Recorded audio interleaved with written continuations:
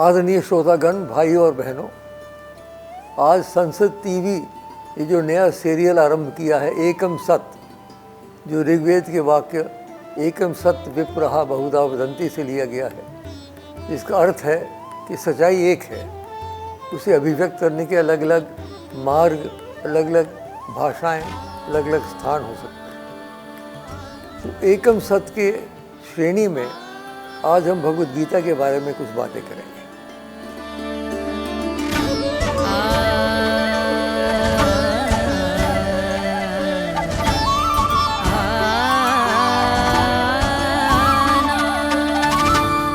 दुनिया का सबसे विशाल ग्रंथ है महाभारत और इसका एक हिस्सा है भगवद गीता। कुरुक्षेत्र के मैदान में जब पांडव और कौरव की कुल 18 अक्षौणी सेना युद्ध के लिए तैयार थी, तभी दोनों सेनाओं के बीच में अर्जुन के रथ को ले जाकर श्री कृष्ण ने द्विधा में पड़े अर्जुन को गीता का उपदेश दिया। गीता में कुल 18 अध्याय हैं और कुल 700 श्लोक। इनमें से 574 श्लोकों के जरिए श्री कृष्ण ने गीता का उपदेश दिया। 85 श्लोकों के जरिए अर्जुन ने अपने सवाल पूछे। 40 और 1 श्लोक का वाचन संजय और धृतराष्ट्र ने किया। गीता एकमात्र ऐसा ग्रंथ है जिस पर दुनिया की भाषा में सबसे ज्यादा भाष्य, टीका, व्याख्या, टिप्पणी, निबंध, शोध ग्रंथ आदि लिखे गए हैं। गीता का सबसे पहला भाष्य आद्य शंकराचार्य ने लिखा, जिसे शंकर भाष्य कहा जाता है। भगवद गीता का पहला अंग्रेजी अनुवाद 1785 में चार्ल्स विल्किंसन ने लंदन में किया। अब तक 175 से अधिक भाषाओं में गीता का अनुवाद किया जा चुका है। हालांकि देश विदेश और स्थानीय स्तर पर देखा जाए तो 283 विद्वानों के 578 से भी अधिक गीता के अनुवाद अभी तक सामने आए हैं। हमारे अनंत शास्त्र हैं। मुझे लगता है कोई ऐसा धर्म नहीं है दुनिया में जिसमें इतना विस्तृत शास्त्र हो जितना हमारे यहाँ।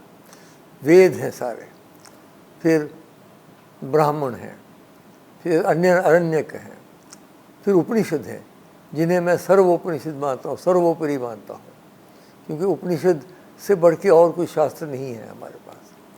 और फिर हम आते हैं, ये श्रुति हैं सब। फिर हम स्मृति पे आते हैं, जिससे सारे पुराण आते हैं, रामायण, महाभारत, इतिहास इत्यादि ये सब आते हैं। तो जहाँ तक स्मृति का प्रश्न है, इसमें एक ऐसा ग्रंथ कहें कि ऐसी कविता कहें कि ऐसा कांड कहें जो महाभारत के बीच में पाया जाता है, वो है भगवद गीता। तो इसका बड़ा महत्व है, बहुत लंबा नहीं है, केवल 700 इसमें श्लोक हैं, लेकिन इसका महत्व बहुत माना गया। वेदांत के 3 प्रस्थान माने गए हैं, प्रस्थान त्रयी। उपनिषद, ये तो श्रुति प्रस्थान है, स्मृति प्रस्थान है, भगवद गीता और ब्रह्मसूत्र ये श्रुति प्रमाण है।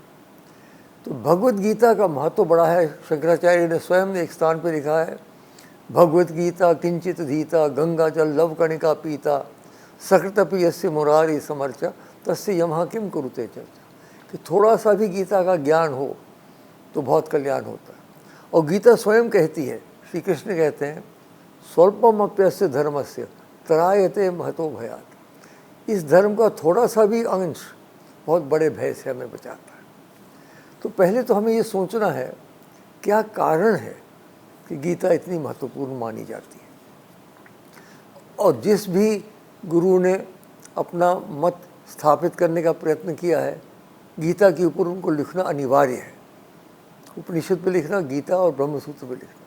तो शंकराचार्य ने अपने भाष्य लिखे, रामानुजाचार्य जी ने अपने लिखे, माधवाचार्य जी ने अपने लिखे, यहाँ तक कि लोकमान्य बाल गंगाधर ने गीता रहस्य लिखा, श्री अरविंद ने the message of the Gita लिखा। बड़ा कमाल की पुस्तक है। श्री कृष्ण प्रेम एक इंग्लिश अंग्रेज़ी योगी थे, उन्होंने लिखा the yoga of the Bhagavad Gita.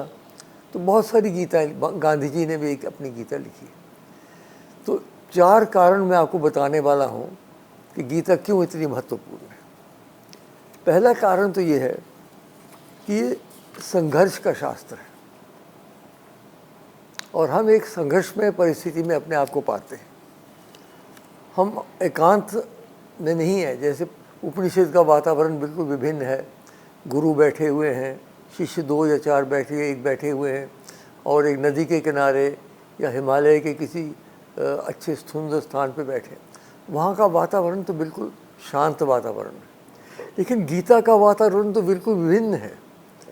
युद्ध शुरू होने जा रहा है, शंख बज चुके हैं, पक्षपात चलने वाले हैं, दोनों सेनाएं एक दूसरे के विरुद्ध खड़ी हो गई हैं, और उस समय गीता का संदेश आता है। तो वो संदेश इसीलिए हमें, क्योंकि हम आजकल एक बड़े संघर्षमय परिस्थिति में अपने आप को पाते हैं। आज मानव कोई शांत नहीं है, एकांत नहीं है, चारों ओर हाहाकार मची हुई है। चाहे बीमारी की हाहाकार हो, चाहे परस्पर युद्ध का हाहाकार हो, चाहे शोषण का हाहाकार हो। इसलिए ऐसी परिस्थिति में एक शास्त्र हमें मिलता है जो संघर्ष शास्त्र है, उसका बड़ा महत्व हम माना करते हैं। इसीलिए वो हमारा हृदय को स्पर्श करता है और हमें बड़ा उससे एक प्रकार से प्रभाव हम पे पड़ता है। दूसरा कारण है कि गीता के गुरु जो हैं वो विलक्षण है। देखिए, हर एक शास्त्र का गुरु है। उपनिषद में बहुत बड़े बड़े गुरु हैं, याज्ञवल्क्य हैं, जनक हैं, यम स्वयं हैं, अंगिरस हैं इत्यादि। लेकिन गीता के गुरु तो भगवान कृष्ण खुद स्वयं हैं, जिन्हें अवतार माना जाता है। और श्री कृष्ण के तो 2 रूप हैं। मुझे तो व्यक्तिगत रूप से मुझे तो वृंदावन के कृष्ण पसंद है। कस्तूरी तिलकम ललाट फलके वक्षस्थले कौस्तुभम नासाग्रे नममुक्तिकम करतले वेणुम करे कंगनम सर्वांगे हरिचंदनम च कलयन कंठे च मुक्तावली गोपस्त्री परिवेष्टितो विजयते गोपाल चूड़ावली। और फिर कुरुक्षेत्र के कृष्ण हैं, उनका व्यक्तित्व तो बिल्कुल अलग है। लेकिन कृष्ण क्योंकि गुरु हैं और कृष्ण के मुंह से स्वयं ये गीता आती है, इसलिए इसका बड़ा महत्व माना जाता है। क्योंकि कृष्ण कोई साधारण गुरु नहीं है, उनको तो परब्रह्म का स्वरूप मानते। तमेव भान्तु मन भाति सर्वम तस्य भाषा सर्वमिदं विभाति। तो कृष्ण वहाँ बोल रहे हैं, और अर्जुन को जो मानव जाति का प्रतीक है वो भयभीत है, वो इस ऐसी परिस्थिति में अपने आप को पाता है कि उसको समझ नहीं आती कि मुझे क्या करना चाहिए। आगे अपने सारे उनके जो भाई बंधु हैं, सारी उम्र जिनके साथ वो रहे हैं, जिनके साथ वो सीखा है उन्होंने, वो आगे खड़े हैं। उनके भीष्म पितामह जो महान थे, वहाँ के कमांडर इन चीफ, वो वहाँ हैं। उनके गुरु द्रोणाचार्य वहाँ हैं। और इस तरह से कृष्ण कह रहे हैं कि तुम इनके ऊपर बाण चलाओ। तो अर्जुन बहुत भयभीत है। ऐसी परिस्थिति में श्री कृष्ण स्वयं बोल रहे हैं, इसलिए उनका कहा हुआ उस समय का बहुत महत्व रखता है। अर्जुन को जो उन्होंने आश्वासन दिया, उस समय जो मार्ग दर्शन किया, वो महत्व हमें लगता है, और इसलिए हम इसका बहुत महत्व मानते हैं गीता का। तीसरा कारण ये है कि गुरु और शिष्य का संबंध तो रहता ही है, बड़ा घनिष्ठ संबंध रहता है। लेकिन जितना संबंध गुरु और शिष्य का गीता में है, इतना मैंने और किसी शास्त्र में नहीं देखा। और वो एक श्लोक में प्रतीत होता है, जब विराट रूप दर्शन हो जाता है तो अर्जुन साष्टांग करता है कि आपने बड़ी कृपा की, विराट स्वरूप मुझे दिखाया, अब क्या है, कैसे प्यार मुझे दो। पितेव पुत्रस्य सखैव सख्यु प्रिया प्रियायारसि देवतो। देखिए कैसा अद्भुत है। अर्जुन कृष्ण से मांगते हैं, आप ऐसा मेरे से व्यवहार करो, ऐसा मेरे से प्रेम करो। पिता और पुत्र का प्रेम, पुत्र कहते हैं बहुत प्रिय होता है। आजकल तो पुत्रियां भी उतनी ही प्रिय हैं, बल्कि ज़्यादा ही प्रिय हैं। लेकिन उन दिनों में पुत्र को ही अधिक माना जाता था, महत्व दिया जाता था। पिता और पुत्र का जैसा एक संबंध है। लेकिन वो भी एक परिवार के 4 द्वार में बंधा हुआ है। सखैव सख्यु, एक मित्र और सखा का।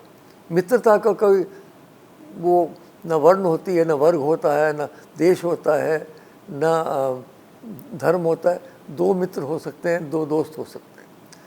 तो पितेव पुत्रस्य सखैव सख्यु प्रिया प्याया, ऐसा मुझे प्यार जो पिता और पुत्र का प्यार हो, सखा और प्रिय मित्र का प्यार हो, और प्रिया और प्रियतम का प्यार हो।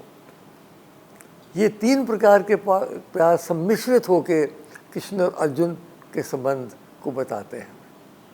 देखिए, ऐसा संबंध कहीं हमने देखा नहीं है। गुरु की तो बड़ी महत्ता है। गुरु ब्रह्मा गुरु विष्णु गुरुदेवो महेश्वर गुरुरेव परम ब्रह्म तस्मै श्री गुरुवे नमः। अज्ञानतिमिरान्धस्य ज्ञानांजन शलाकया चक्षुरुन्मीलितं येन तस्मै श्री गुरु। कितने अच्छे अच्छे श्लोक हैं गुरु के, जो ज्ञान के सुरमे से हमारी आँख को मूर्खता से दूर करवाता है, जो ज्ञान देता है हमें, वो गुरु। लेकिन ये जो संबंध है, ये संबंध बड़ा घनिष्ठ है, बड़ा सामीप्य है। ऐसा सामीप्य मैंने कहीं नहीं देखा। ये तीसरा मैंने पहले बताया कि संघर्ष का शास्त्र है और हम संघर्षमय परिस्थिति में अपने आप को पाते हैं। दूसरा ये है कि गीता के गुरु हैं श्री कृष्ण स्वयं, जो पार्थसारथी बन के आए हैं। ये नहीं कि कहीं ऊपर अदृश्य रूप से हमें आदेश दे रहे, नहीं है, हमारे साथ बैठे हैं। याद रखिए, कुरुक्षेत्र केवल हरियाणा में मैदान नहीं है, हम हर एक के अंदर कुरुक्षेत्र चल रहा है। हमारे अंदर ही दैविक और आसुरिक शक्तियों का युद्ध चल रहा है, और श्री कृष्ण भी हमारे अंदर ही बैठे हुए हैं। ईश्वर सर्वभूतानां हृदयेषु तिष्ठति, कृष्ण ने ही कहा है। ये तीसरा कारण ये है कि सामीप्य, अद्भुत सामीप्य गुरु और शिष्य का। और चौथा कारण ये है कि सार्वजनिक व्यवहारिकता है गीता की। गीता किसी एक धर्म, किसी एक वर्ण, किसी एक देश के लिए नहीं है। गीता संपूर्ण मानव जाति के लिए।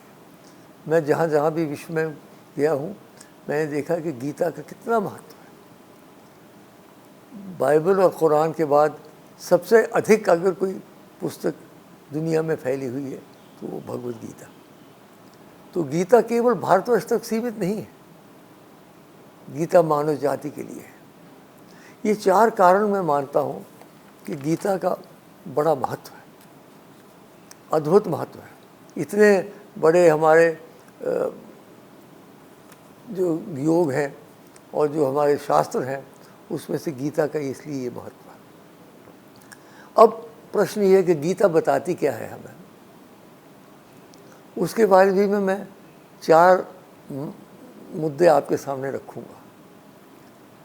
पहला तो कर्म की व्याख्या करती है गीता। कर्म क्या करना चाहिए हमें।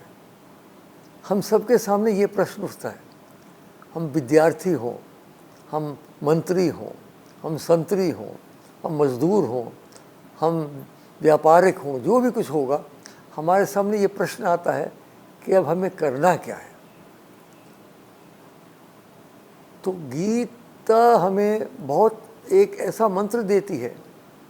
ये नहीं कि लंबी सूची देती है कि ये करो, ये नहीं करो, ये करो, ये नहीं करो, ऐसा नहीं है। गीता एक मंत्र हमें देती है कि जिससे हमें हमेशा के लिए पता लगे क्या करना चाहिए। और क्या कहती है, यतः प्रवृत्ति भूतानां येन सर्वमिदं ततं स्वकर्मणा तमभ्यर्च्य सिद्धिं विन्दति मानव। जो शक्ति सारे ब्रह्मांड में व्याप्त है, ईशावास्यमिदं सर्वं यत्किंचित्यां जगत्, उपनिषद कहता है, स्वकर्मा तमभ्यर्च्य, अपने कर्म से उसकी अगर पूजा करो, सिद्धिं विन्दति मानव, मानव सिद्धि की ओर जाता है। इसका क्या अर्थ निकला, हम परब्रह्म को तो देख नहीं सकते हैं, लेकिन हमारे कोई इष्ट हैं। जो भी लोग मानते हैं भगवान को, वो कोई ना कोई इष्ट मानते हैं अपना। वो शंकर भगवान हो, मैं तो शिव जी का भक्त हूँ, यत यत कर्म करोमि तत्त अखिलम शंभो तव आराधन। कोई श्री कृष्ण को माने, कोई भगवती देवी के अनेक स्वरूप है उनको माने, गणेश जी को माने, हनुमान जी को माने, कोई जीसस क्राइस्ट को माने, जो हज़रत मोहम्मद को माने, जिसको भी माने, जिसको भी माने, जिसको भी अपना वो समझते हैं कि ये हमारे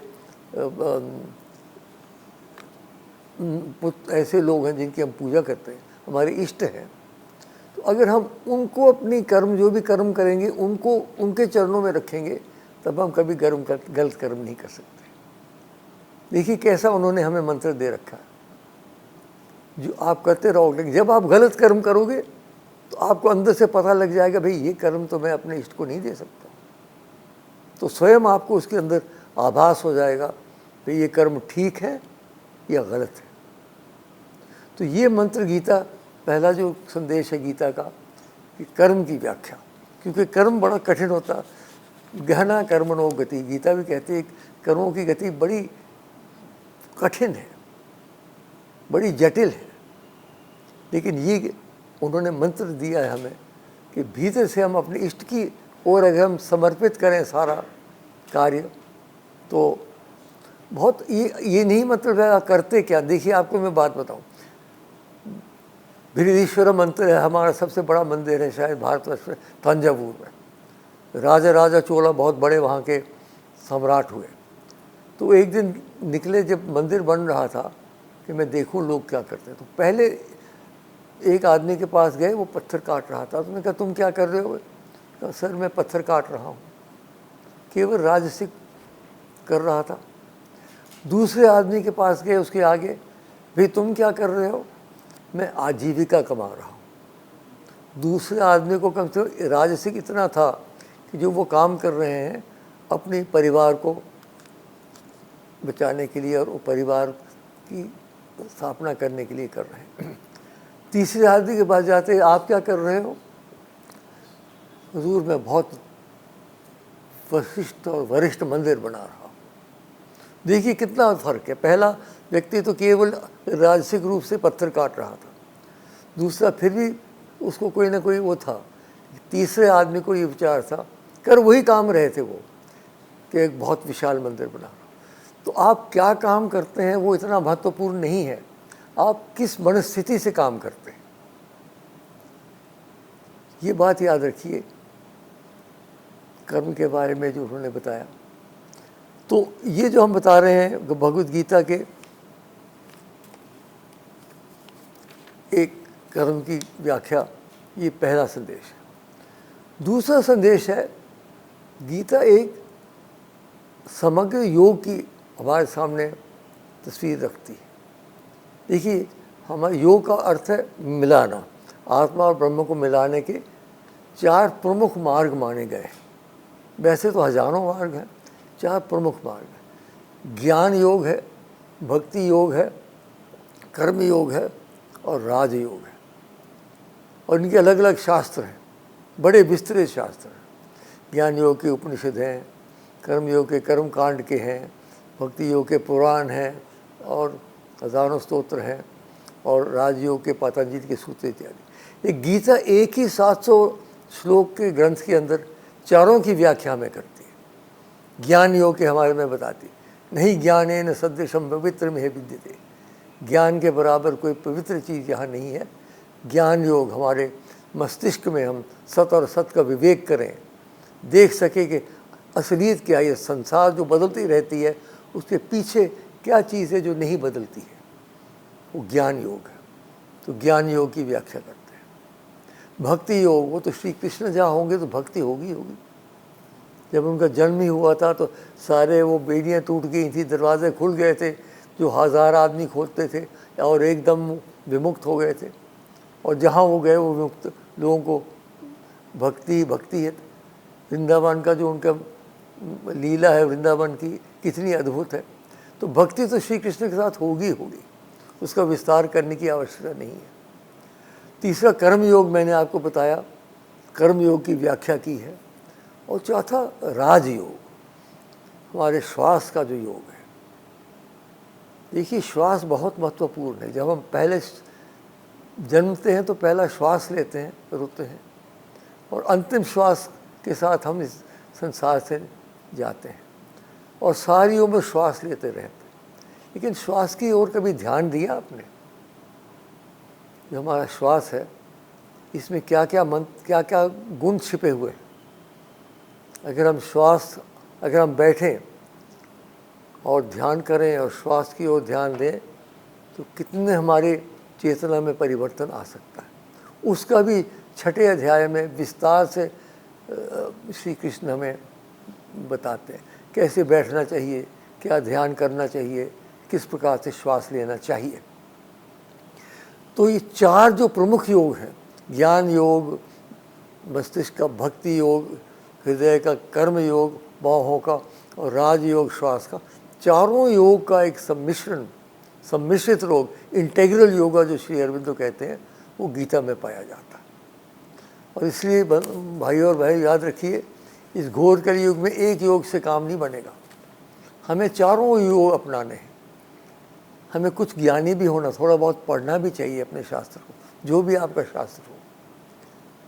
कुछ भक्ति भी हमें करनी चाहिए, जो भी हमारा इष्ट हो उसके प्रति कुछ हमें भक्ति अपनी अभिव्यक्त करनी चाहिए रोज़। कर्म योग तो हमें करना ही करना है अगर हम समर्पित रूप से कर्म करें, और राजयोग भी थोड़ा बहुत हमें हर एक को करना है, श्वास प्राणायाम।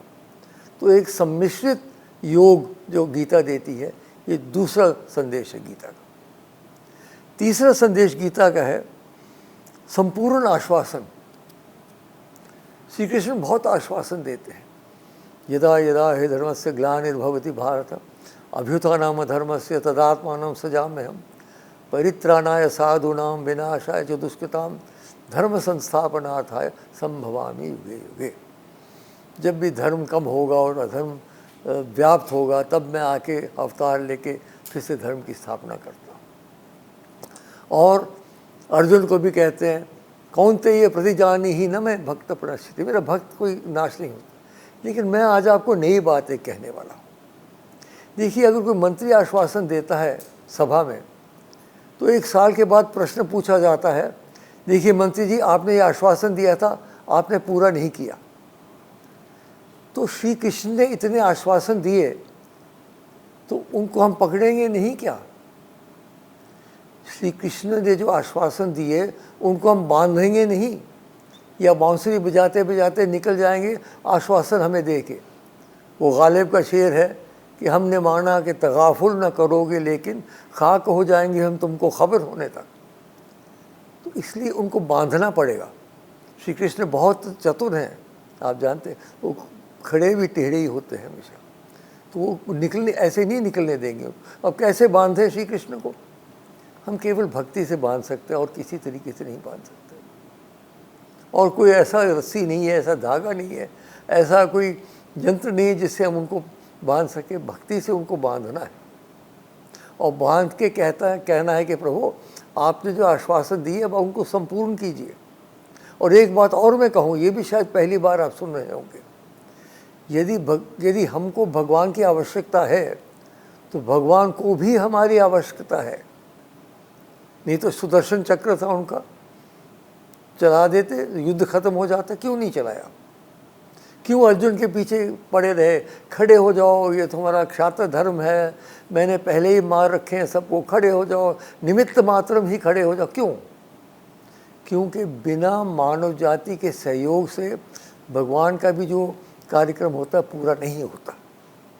याद रखिए इस बात को।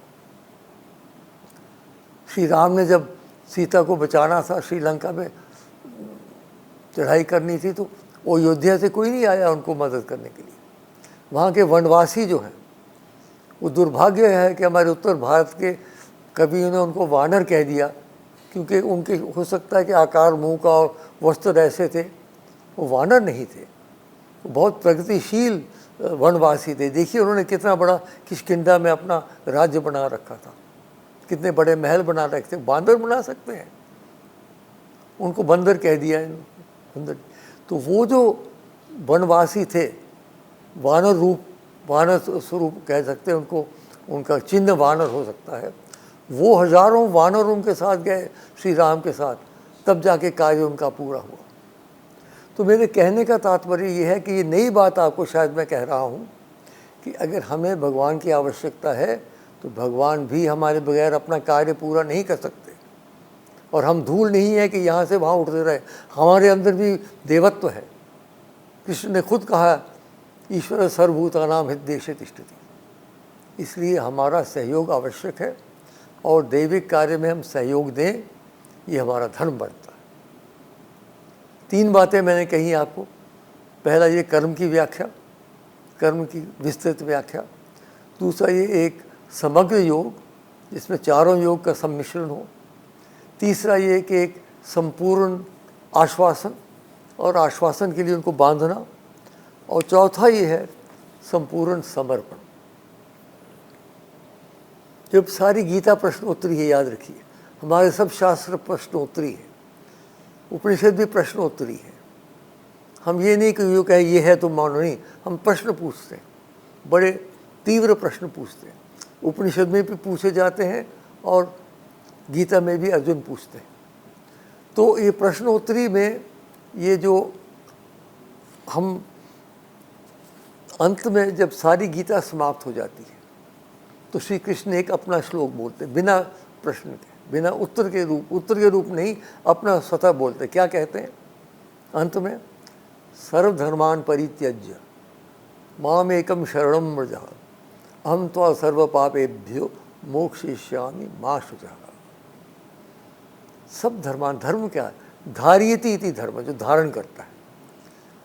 हम समझते हैं हमारी विद्या धारण करेगी, हम समझते हमारा धन धारण करेगा, हम समझते हमारा राजनीतिक प्रभाव धारण, इनमें से कोई चीज़ नहीं रहेगी।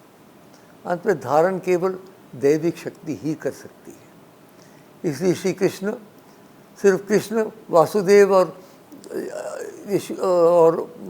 देवकी के बेटे के रूप में नहीं बोल रहे हैं, एक दैविक शक्ति के स्वरूप में बोल रहे हैं, प्रतीक के बोल रहे हैं।